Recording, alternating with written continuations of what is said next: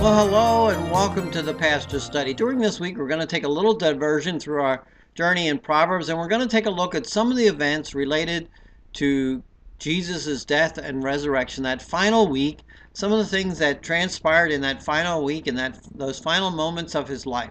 And we're going to start today by journeying to the Garden of Gethsemane.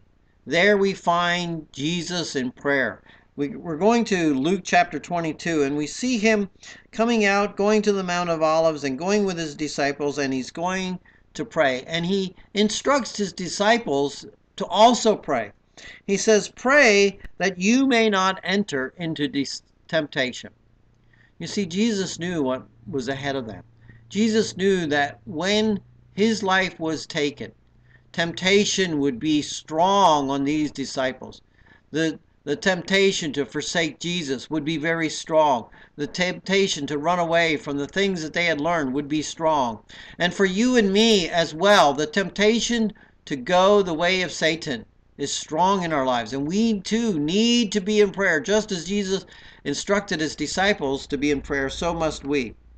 But Jesus goes and he separates himself in the garden from his disciples, and he goes a little further off to continue his time of prayer. And we who have read scriptures are very familiar with the prayer that he makes. But I'm going to read it for us anyway. In verse 42, he says, "Father, if you are willing, remove this cup from me. Yet not my will, but yours be done."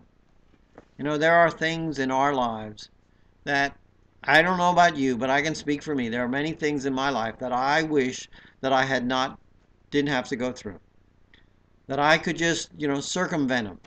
That I could somehow maybe learn the lessons or, skip that part of my life. But you know what? The Father's will for my life says you have to go through this.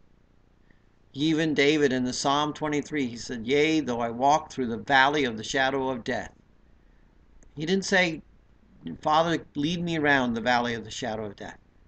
And Jesus here in his very prayer, even though he says, "You know what, if you are willing, Father, I'd like to not have to go through this.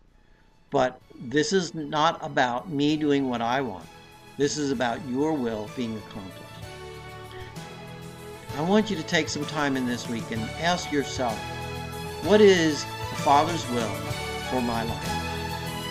And ponder that. Think about it. Until next time in the Pastor's Study, saying goodbye and may God bless.